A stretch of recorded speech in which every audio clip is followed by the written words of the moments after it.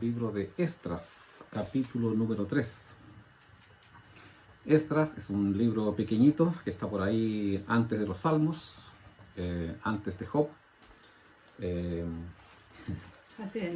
antes de Nehemías, y ahí está entonces Esdras.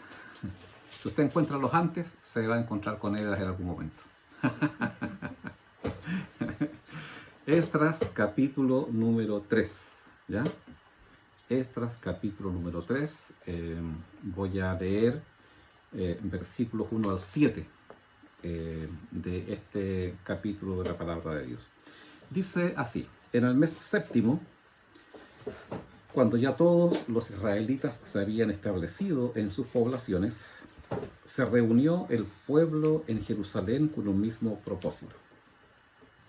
Entonces Jesúa, hijo de Josadac, con sus parientes, que eran sacerdotes, y Zorobabel, hijo de Salatiel, con sus parientes, empezaron a construir el altar del Dios de Israel para ofrecer holocaustos según lo estipulado en la ley de Moisés, hombre de Dios.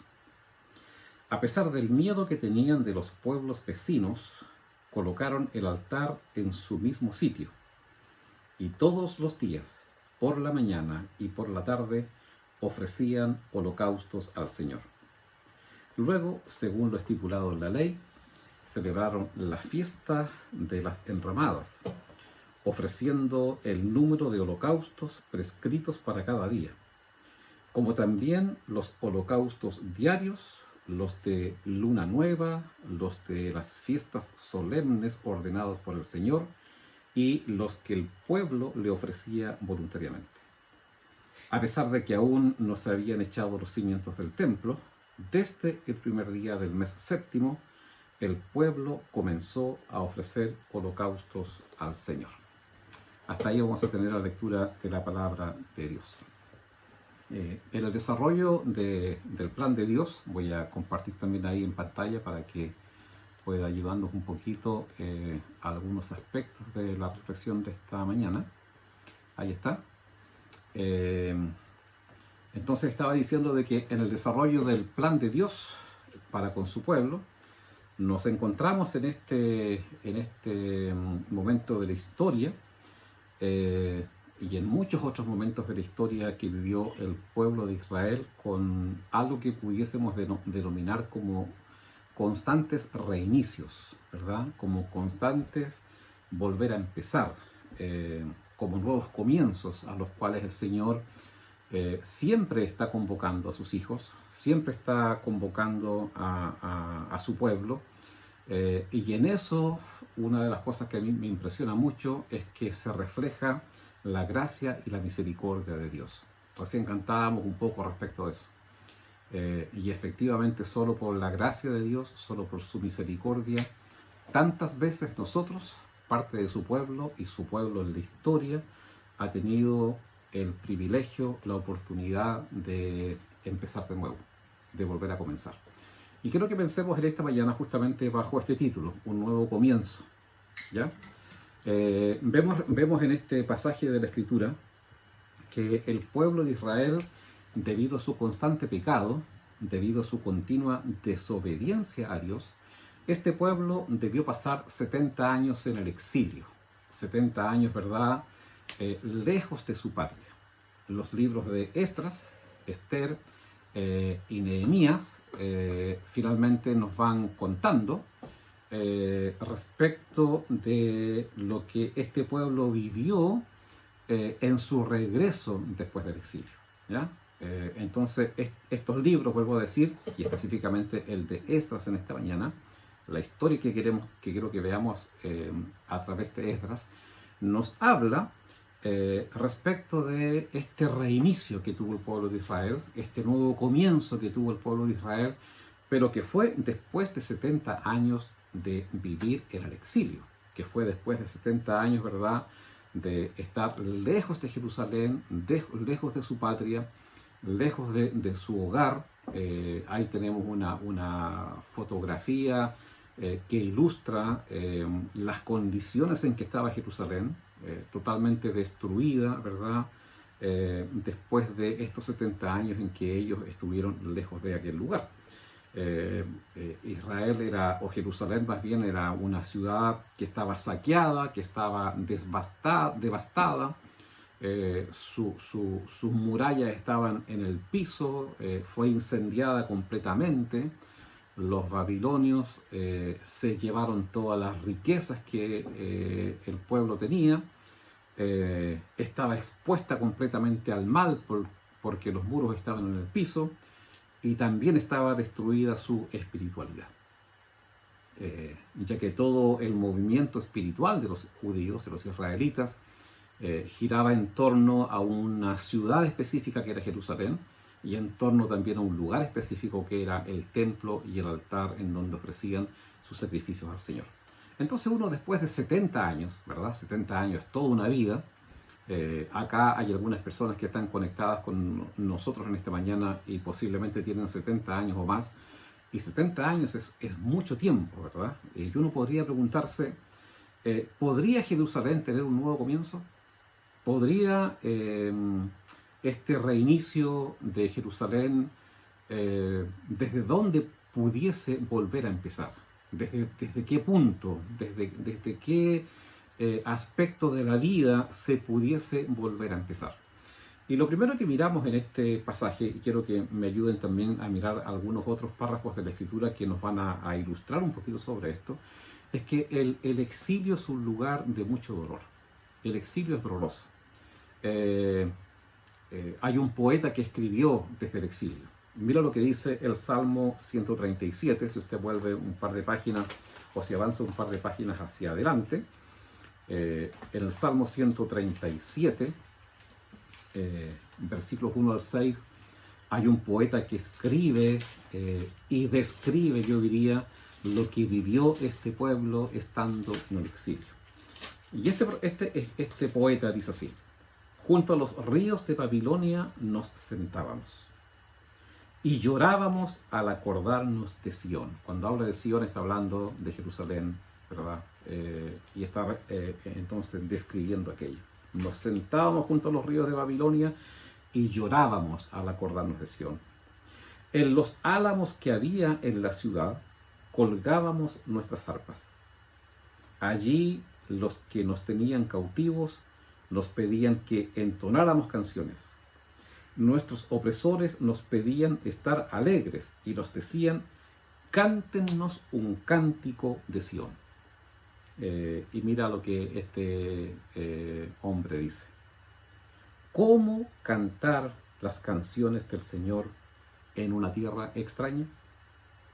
Ah, Jerusalén, Jerusalén, si llegara yo a olvidarte, que la mano derecha se me seque.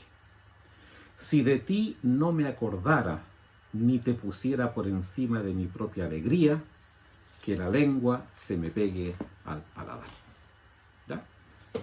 Estas palabras, o en estas palabras, si ustedes concuerdan conmigo, hay una profunda tristeza. Hay una profunda tristeza del corazón, hay una profunda tristeza del alma, ¿verdad?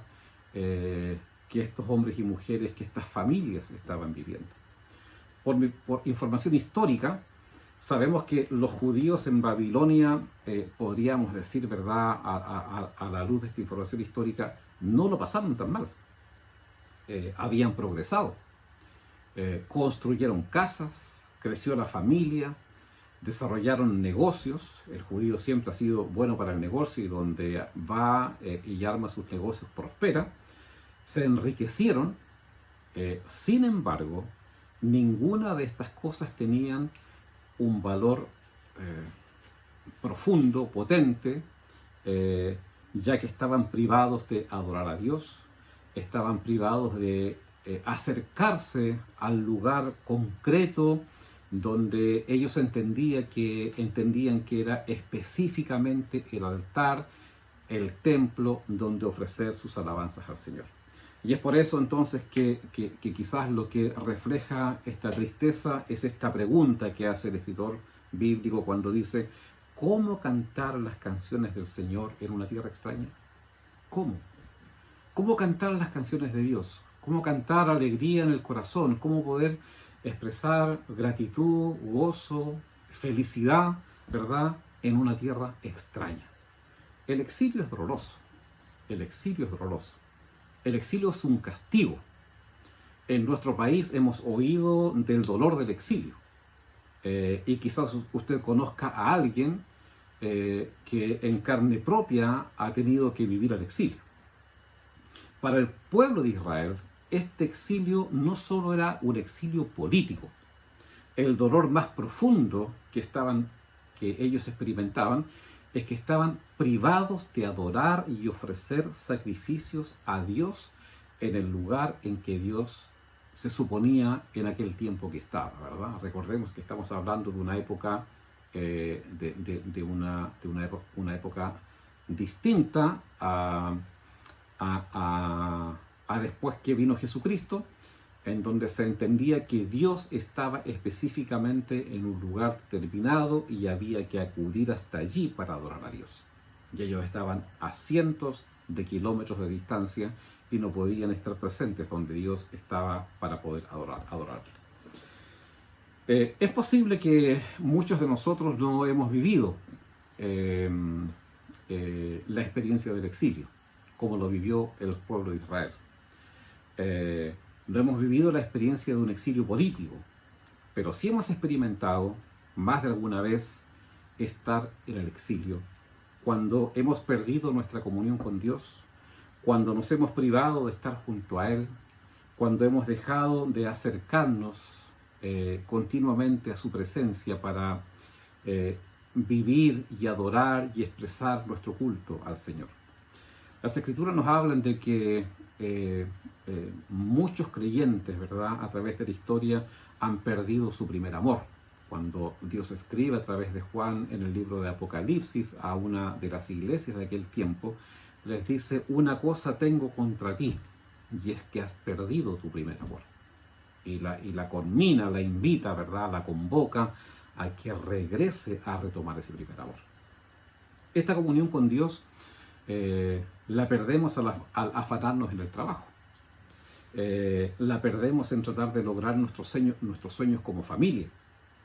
Gastamos nuestro tiempo corriendo para todos lados.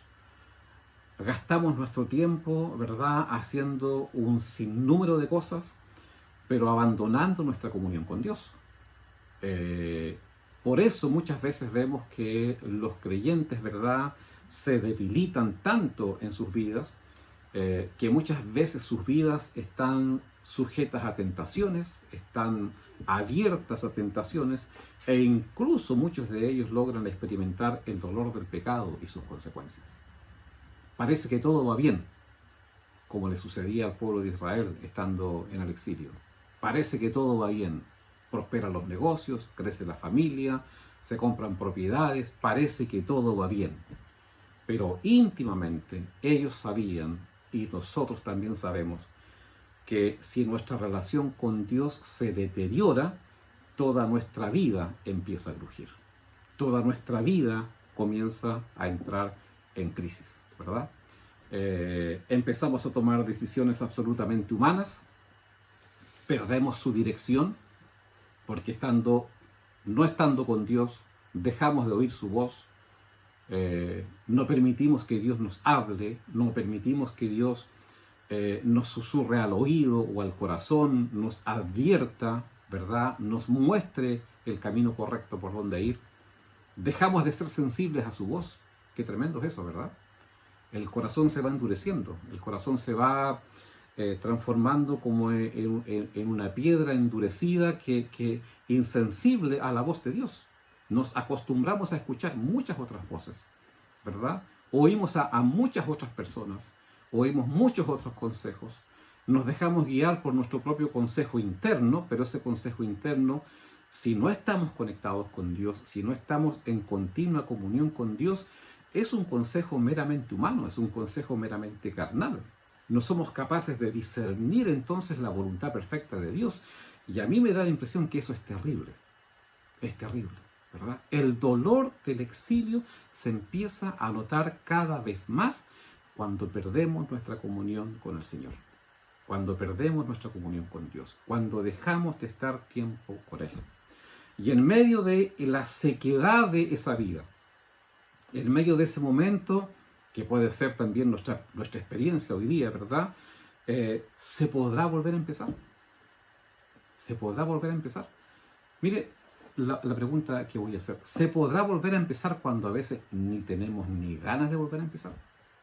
Porque sucede eso, ¿verdad? A veces nuestra falta de comunión con el Señor, nuestra falta de cercanía con Dios, nuestra insensibilidad para con Dios, nos puede llevar al punto de que escuchemos que es importante volver a Dios, que escuchemos que es importante retomar nuestra comunión con Dios, pero que no tengamos ni una gana siquiera de hacerlo, ¿verdad?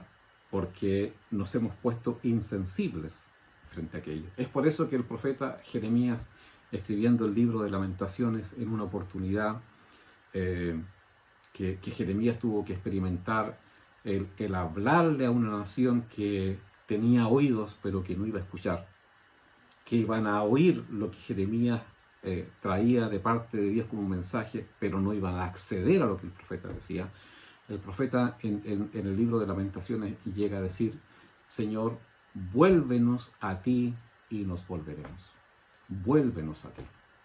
Porque no tenemos ni ganas de hacerlo, porque el pueblo ni siquiera tiene el deseo de volverse a ti, pero vuélvenos a ti, haz algo tú, Señor, empújanos a volvernos hacia ti, regrésanos hacia ti y recién nos volveremos. Entonces vuelvo a colocar esta pregunta, ¿verdad? ¿Se podrá volver a empezar? ¿Se podrá volver a empezar? En medio de todo aquello, lo sorprendente, una de las cosas que a mí me sorprende de Dios continuamente cuando miro la palabra del Señor desde esta perspectiva, es que Dios siempre está diciendo: si se vuelven, yo les perdonaré. Si se arrepienten, los volveré a coger, ¿verdad? Si ustedes regresan, yo estoy dispuesto para poder tomarlos y volver a comenzar otra vez con ustedes. La gracia, la misericordia de Dios está allí vigente para que volvamos a empezar, si también nosotros disponemos nuestro corazón para regresar en esta comunión con Dios. ¿Cuál es la importancia del altar? Cuando uno mira este párrafo que hemos leído del capítulo 3 de Esdras, ¿verdad? Que vuelvo a decir, el libro de Esdras narra el regreso y lo que comenzó a suceder en el regreso a Jerusalén. Recordemos que el pueblo de Israel está regresando a Jerusalén porque Dios puso en el corazón de un rey pagano, de un rey que no era un rey que creía en Dios o que creía en Yahvé, ¿verdad? Era un rey más bien abierto a todo tipo de cultos. Y Dios puso en el corazón del rey Ciro que los judíos reconstruyeran el templo a su Dios. Y entonces Dios mismo puso este deseo en el corazón de los jefes de familia y de los sacerdotes y de los levitas. Usted puede leer eso en el capítulo número 1 de Esdras, ¿verdad? Ahí está el decreto de Ciro, que convoca entonces a que todos los judíos que quieran volver a Jerusalén para reconstruir el templo a su Dios lo puedan hacer, ¿ya? El capítulo 2, por ejemplo, nos da cuenta de todos cuantos regresaron desde el exilio a Jerusalén. Y luego de establecer sus poblaciones, dice la Escritura, lo primero que hicieron fue reconstruir el altar a Dios. En pantalla tenemos ahí, ¿verdad?, los dos primeros versículos del capítulo 3 que dicen: en el mes séptimo, cuando ya todos los israelitas se habían establecido en sus poblaciones, se reunió el pueblo en Jerusalén con un mismo propósito. ¿Ya? Entonces Jesúa, hijo de Josadac, con sus parientes, que eran sacerdotes, y Zorobabel, hijo de Salatiel, con sus parientes, empezaron a construir el altar del Dios de Israel para ofrecer holocaustos según lo estipulado en la ley de Moisés, hombre de Dios. Entonces lo que descubrimos aquí, ¿verdad?, es que no fue la reconstrucción de las murallas lo primero que a ellos se le ocurrió hacer. ¿Y cuán importante eran las murallas? Porque habían pueblos enemigos a su alrededor que venían constantemente a asaltar, ¿verdad?, a algunas familias que todavía estaban allí, y sin duda que pudiesen hacerlo ahora que el pueblo estaba regresando. Cuán importante era tener la ciudad asegurada, ¿verdad? Ninguno de nosotros se va a la cama en la noche sin primero mirar que las ventanas estén cerradas, que las puertas estén cerradas, que el portón de la calle, si es que hay portón en la calle, ¿verdad?, esté con llave. Ninguno de nosotros se iría a acostar desprovisto de aquello. Había que tener seguridad. Sin embargo, el pueblo de Israel no construyó primero las murallas. Nehemías más adelante nos cuenta, ¿verdad?, que después de muchos años el pueblo de Israel y de muchos intentos pudo reconstruir las murallas. Pero no fueron las murallas lo prioritario, ¿verdad? No pensaron en la defensa territorial como lo principal, sino que lo primero que ellos buscaron reconstruir fue el altar. Y la pregunta es ¿por qué? ¿Por qué? ¿Por qué fue el altar de Dios lo primero que ellos comenzaron a hacer en su regreso a Jerusalén? Y quiero resaltar aquello porque esto es relevante, ¿verdad? No comenzaron a construir las murallas, no comenzaron a construir el templo, no comenzaron a reconstruir los edificios, ¿verdad?, que muchos de ellos estaban en el suelo. No comenzaron a reconstruir todas aquellas cosas que estaban en el suelo, sino que lo primero que comenzaron a reconstruir fue el altar de Dios. El altar de Dios. El altar, amados hermanos, siempre ha sido insustituible en el pueblo de Dios. Siempre. En realidad no hay cercanía de Dios sin altar. No hay pueblo de Dios sin altar. Las bendiciones y fortaleza de Dios para la vida de su pueblo están en el altar. Están en el lugar de comunión. Están en el lugar de encuentro con Dios.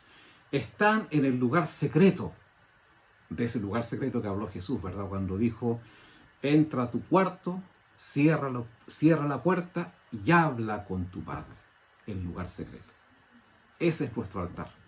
Hoy día no tenemos que reconstruir altares como ese que está allí, ¿verdad?, con piedras, ni tenemos que ofrecer sacrificios de animales, ni traer sacrificios que tengan que ver con las cosas que cosechemos.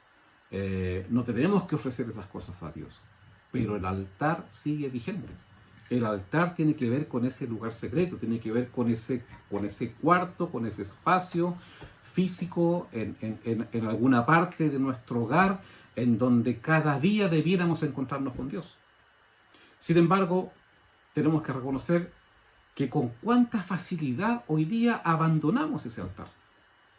Israel tuvo que abandonar ese altar obligado, ¿verdad? Fueron tomados prisioneros, los arrancaron del lugar donde ellos vivían, los obligaron a vivir en otra parte, les prohibieron adorar a ese Dios en ese lugar.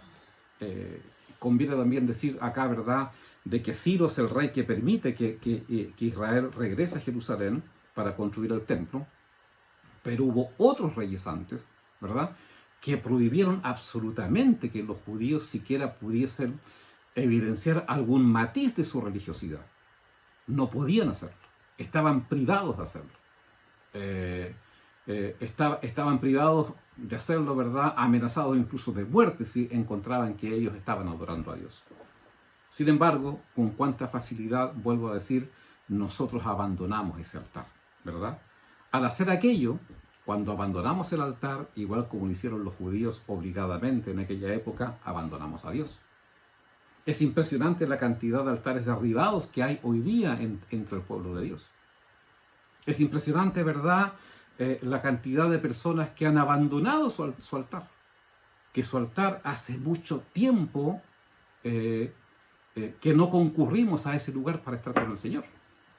Nuestras oraciones muchas veces, en muchas personas y en muchas familias se limitan a esa oración por la mañana de decir gracias Señor porque tú me has dado un nuevo día de vida y acompáñame en lo que voy a hacer.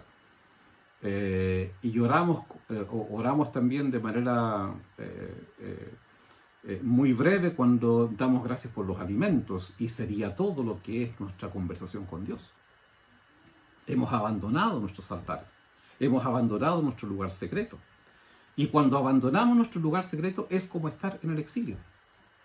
Exactamente como los judíos experimentaron. Sin fuerzas, a expensas del enemigo, expuestos a ser zarandeados, expuestos a ser tentados por Satanás, abandonando nuestro rol de sal y nuestro rol de ser luz en este mundo. Una de las características de la iglesia hoy día es justamente su debilidad. Muchos hoy día en el pueblo de Dios han perdido su sazón y su luz, dejando que sus vidas, sus familias y este mundo esté a oscuras y sin sabor. Israel comprendió que en el regreso a Jerusalén, lo primero que debían hacer era reconstruir el altar a Dios, aunque no era fácil, aunque no era sencillo. Nunca será fácil reconstruir el altar al Señor. Nunca será fácil reconstruir, ¿verdad?, nuestro culto para Dios. Y vuelvo a reiterar esto porque el rendirle nuestro culto a Dios no es hoy día domingo. Hoy día estamos en comunión adorando a Dios, pero del altar del cual estamos hablando es de ese momento personal, ese momento que tú debes tener con Dios, ese momento que tú y yo necesitamos tener con Dios, ¿verdad?, para escuchar su voz, para dejarnos guiar por Él, para expresarle también nuestras necesidades, para interceder por otros que están viviendo momentos de aflicción y de necesidad que requieren que sus hermanos también les apoyen para que Dios intervenga en la vida de cada uno de ellos. Pero restaurar los altares no es sencillo, restaurar los altares es complejo. Si usted mira el versículo número 3, ahí en lo que hemos leído, el versículo número 3 dice: a pesar del miedo que tenían de los pueblos vecinos, colocaron el altar en su mismo sitio y todos los días, por la mañana y por la tarde, ofrecían holocaustos al Señor. A pesar del miedo. A pesar del miedo. Sí. Ellos querían reconstruir el altar al Señor porque entendían lo valioso que era aquello. Pero había enemigos. Había enemigos que, si usted sigue leyendo la historia, en el capítulo número 3 se va a dar cuenta de que ejercieron muchas presiones para que esto no se concretara. Ejercieron muchas presiones, ¿verdad?, para que esto no sucediera. Pero a pesar del miedo, de la oposición de los pueblos paganos, que no querían que el culto a Yahvé se restableciera, el pueblo de Dios colocó el altar en su sitio, retomó el culto al Señor, y dice la palabra de que todos los días, por la mañana y por la tarde, comenzaron a ofrecer holocaustos al Señor. Siempre, amado hermano, siempre el enemigo querrá oponerse a la reconstrucción de nuestro altar. Siempre. Siempre el enemigo querrá oponerse a la reconstrucción de tu comunión con Dios. Porque Satanás sabe que allí tú recibes fuerzas. Satanás sabe que allí tú recibes dirección. El diablo sabe que allí tú recibes discernimiento. El diablo sabe que allí comienzas a transformarte en un hombre o una mujer peligrosa para los propósitos del enemigo, ¿verdad?, y de tremenda bendición para los propósitos de Dios. Él no te impide que te conectes el día domingo al culto. Él no te impide que tú entregues tu diezmo o tus ofrendas. Lo que Él quiere hacer, y ha hecho constantemente, y lo seguirá haciendo de forma intencionada en toda nuestra vida, es impedirnos estar en la presencia del Señor. Es impedirnos estar, ¿verdad?, en eso que hemos denominado como nuestro altar. El altar es un lugar de encuentro. Es nuestro encuentro con el Señor.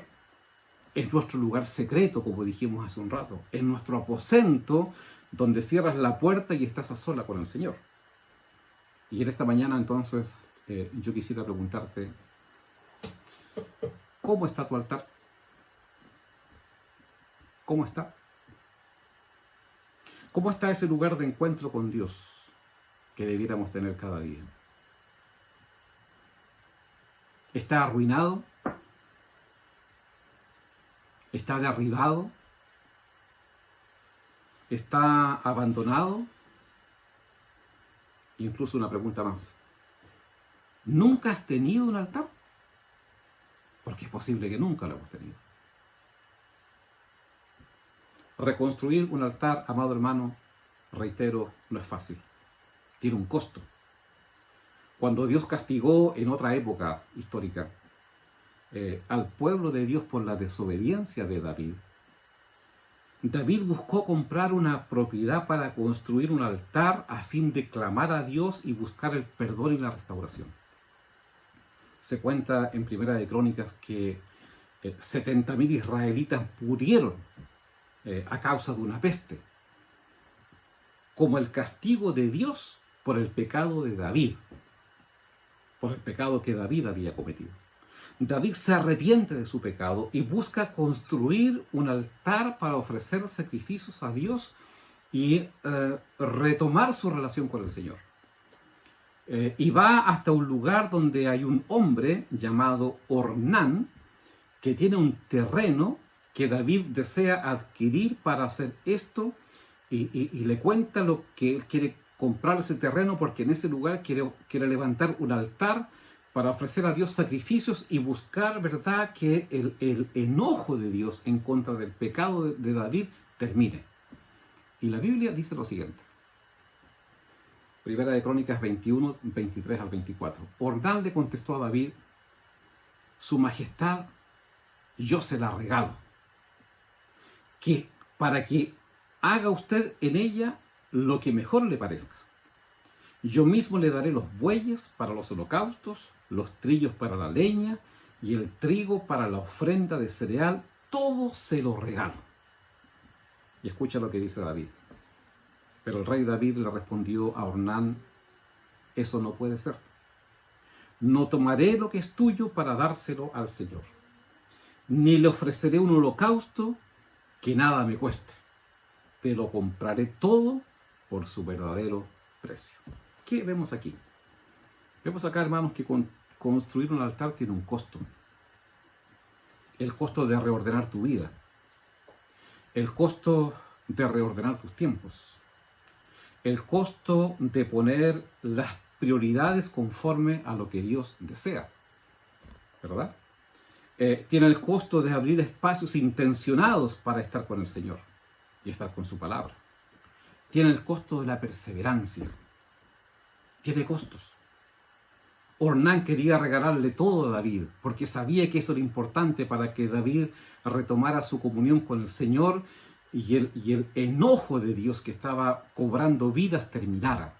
Yo te lo regalo todo, David. Yo te doy todo para que tú puedas reconstruir el altar. Y David le dice: no puedes hacerlo tú si no tiene un costo para mí. Lo que quiero decir con esto, amado hermano, es lo siguiente. Yo no puedo hacer esto por ti. Ninguno de nosotros podemos reconstruir el altar hacia Dios de otras personas. Como quisiéramos hacerlo. Como nos gustaría, ¿verdad? En lo personal, como pastor, como me gustaría construir tu altar. Pero yo no puedo hacerlo por ti. Es algo que solo tú puedes hacer. Es el inicio de un nuevo comienzo. Y son decisiones que tú tienes que tomar. Son pasos que tú tienes que dar. Así como yo también tengo que dar los míos. Pero construir el altar es necesario. Reconstruir el altar es urgente. Volver a colocarlo allí, volver a retomar nuestro tiempo con Dios, volver a estar en comunión con Él, volver a tener esa experiencia única de escuchar que Dios te habla, escuchar que Dios tiene algo que decirte, escuchar que Dios puede guiar tus pasos, escuchar que Dios puede conducirnos y privarnos de tantas cosas, ¿verdad?, que tenemos que enfrentar en la vida tomado de la mano del Señor. Vivir experiencias que vamos a tener que vivir en la vida, pero tomados de la mano de Dios. Cuán importante es que cada uno de nosotros podamos retomar, reconstruir, volver a colocar o por primera vez tener nuestro altar con el Señor. Y reitero, no es algo que otro puede hacer por ti, sino que es algo que solamente tú tienes que hacer para reconstruir tu altar con el Señor, para retomar tu tiempo con Dios.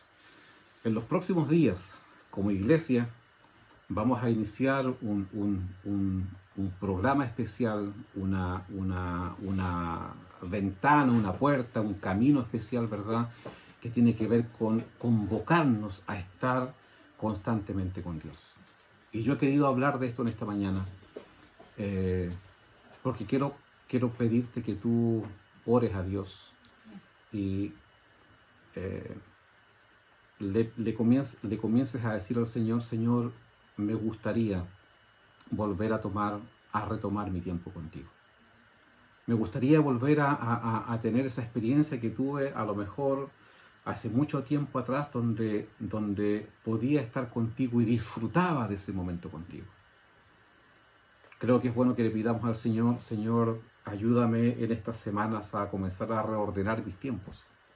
Porque para estar con Dios tenemos que reordenar nuestro tiempo, tenemos que reordenar nuestra agenda. Habrá que acostarse más temprano, quizás, y quizás también levantarse más temprano. Si es que elegimos que es la mañana el lugar donde tenemos con mayor facilidad tiempo para estar con el Señor. Hay cosas que tenemos que reordenar. ¿Y por qué digo esto? Que lo hagamos con calma, porque a veces los seres humanos y los creyentes en particular, ¿verdad?, somos tan emocionales. Entonces decimos: ya, ok, voy a empezar mi tiempo con el Señor mañana y voy a comenzar a levantarme a las 5 de la mañana. Pero si no reordenamos las cosas, eso nos va a durar 2 días. Y al tercer día otra vez vamos a estar frustrados, vamos a estar que no pudimos hacerlo, vamos a experimentar, ¿verdad?, que el altar sigue en el piso. Quiero invitarte a que mires tu semana, a que veas de qué forma puedes comenzar a tener tus tiempos con el Señor. Y comencemos a pedirle a Dios de que cuando abramos este espacio, como iglesia, que queremos hacerlo juntos, ¿verdad?, podamos entonces cada uno de nosotros ser parte de este proceso que nos permita adquirir un hábito, porque estar con Dios es un hábito. Y los hábitos se construyen a través del tiempo. Nosotros estamos acá con uno de nuestros nietos, que viene de Puerto Williams, y estamos tratando de forjar hábitos en él. Pero forjar hábitos en él no es fácil, ¿verdad? No es fácil. Requiere tiempo, requiere paciencia, requiere constancia. Entonces vamos a abrir ese espacio en las próximas semanas para que podamos adquirir ese hábito de estar en la presencia del Señor. Pero lo primero que necesitamos comenzar a decirle al Señor, y es lo que quiero que hagamos en esta mañana, que le digamos al Señor: Señor, yo quiero volver a retomar mi altar. Yo quiero volver a estar junto a ti. Yo quiero volver a leer tu palabra, a escuchar tu palabra, a ver lo que tú me tienes que decir cada día y tener ese espacio para expresarte lo que hay en mi corazón, también para ti. No sé cómo está tu altar. No sé cómo está tu altar. Dios sí lo sabe y tú también lo sabes. Y quizás hay que comenzar a limpiarlo. Quizás hay que comenzar a sacar el polvo. Quizás hay que comenzar a colocar las piedras otra vez en su lugar, ¿verdad? Eso significa ordenar nuestros tiempos, dejar de hacer algunas cosas, ver cómo meto algunas cosas que hago día a día en diferentes espacios para tener un tiempo para estar con el Señor. Es urgente hacer aquello y termino diciendo: yo no lo puedo hacer por ti. Ninguno de los que estamos acá lo puede hacer por ti. Es algo que solamente tú puedes hacer, guiado por la mano del Señor. Y quiero invitarte a que oremos a Dios en esta mañana en esa dirección, ¿verdad? Con conciencia, con entendimiento de lo que le vamos a decir al Señor. Digámosle a Dios en esta mañana: Señor, yo necesito reconstruir ese altar. E incluso hagámoslo por fe, porque puede, como dije hace un rato atrás, que ni siquiera tengamos ganas de hacerlo. ¿Ya? Pero digámosle a Dios en esta mañana: Señor, yo me gustaría reconstruir mi altar contigo.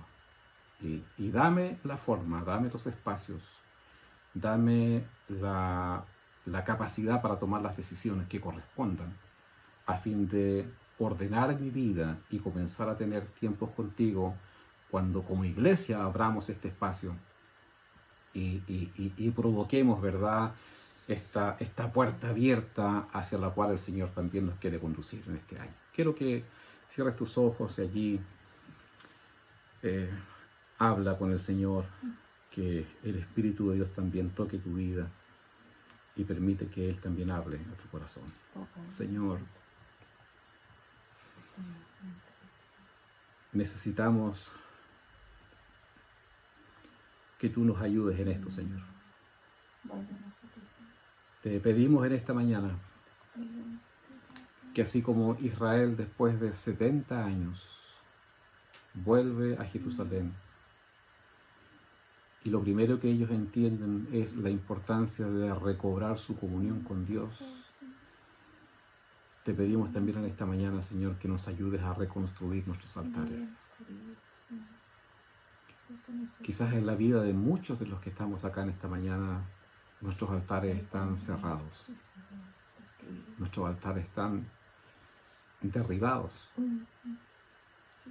Señor, hace tanto tiempo que no tenemos la experiencia de estar 15 minutos, 20 minutos contigo cada día para hablarte, para expresarte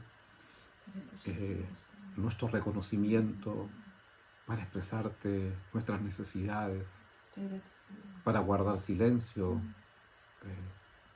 y escuchar lo que tú tienes que decirnos. Hay tantas cosas que están ocupando nuestra vida, Señor, hay tantas voces que estamos escuchando hoy día, pero hace tanto tiempo que no escuchamos tu voz. Y eso no se suple en la reunión del día domingo. Tú quieres un altar personal. Tú quieres y necesitas, Señor, que cada uno de nosotros, como tú lo dijiste, Jesús, entremos en nuestro cuarto, cerremos la puerta.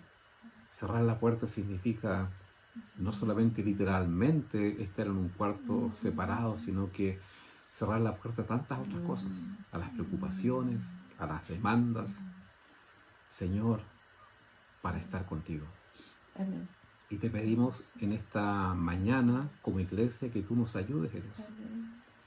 Señor, queremos decirte con todo el corazón de que si tú no nos das las fuerzas, si tú, Señor, no nos motivas, si por tu Espíritu tú no nos convences y nos empujas hacia esto, Señor, quizás muchos de nosotros no podremos hacerlo. Tú sabes también, Padre, cuántas veces lo hemos intentado en el pasado y nos ha durado tan poco tiempo. Queremos pedirte en esta mañana, Señor, que tú nos ayudes a que este sea un proceso constante, que sea una experiencia, Señor, como una forma de nuestra vida y que lo adquiramos como una forma de vida, Señor, al forjarlo como un hábito en nuestro corazón. Padre amado, en el nombre de Jesús, primero te damos gracias. Porque por tu gracia y por tu misericordia, si en esta mañana nos disponemos ante ti, tú estás dispuesto a volver a empezar con nosotros. A veces decimos a alguno de nuestros hijos, otra vez tengo que estar enseñándote esto, otra vez te tengo que estar perdonando. A veces le hemos dicho a alguno de nuestros hijos, estoy cansado de decirte lo mismo. Sin embargo, tú nunca nos desprecias, tú nunca te cansas, tú nunca te privas, Señor, de abrirnos un nuevo camino para esto. Y te reconocemos en eso, Señor, tu grandeza y tu misericordia. Amén. Padre, estamos viviendo un año complejo, difícil, singular, pero que este año que estamos, Señor, iniciando de alguna manera también como iglesia, ayúdanos a tener una experiencia extraordinaria contigo, en donde te podamos conocer como nunca antes te hemos conocido. Pero eso tiene un inicio, y el inicio parte por reconstruir nuestro altar. Y te rogamos en esta mañana, en el nombre de Jesús, que tú hagas por tu Espíritu, Señor, lo que nosotros no podemos hacer. Amén. Sí, Señor. Aquí está nuestra disposición. Aquí están nuestras palabras. Sí, Señor. Aquí está el deseo de nuestro corazón. Pero no nos alcanza, Señor, con aquello para lograr ese propósito. Y te pedimos que tú forjes eso en nuestras vidas, Amén. en nuestro corazón, Amén. en el nombre de Jesús.